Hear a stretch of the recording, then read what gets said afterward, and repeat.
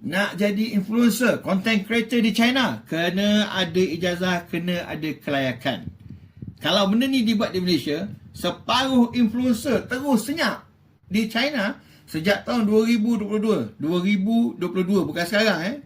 Sejak 2022, bukan semua orang boleh sembang sesuka hati di sosial media mereka.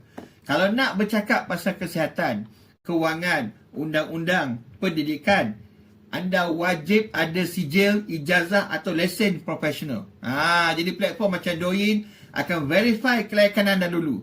Barulah anda dibenarkan bercakap benda perkara tu. Tak ada sijil, jangan nak ajar orang. Tujuan dia satu je.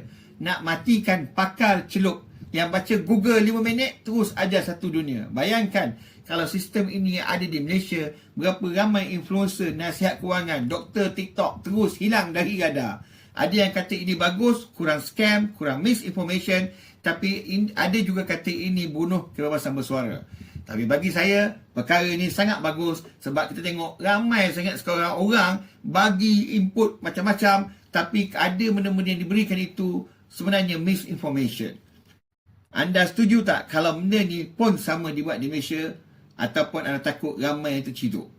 Cik komen.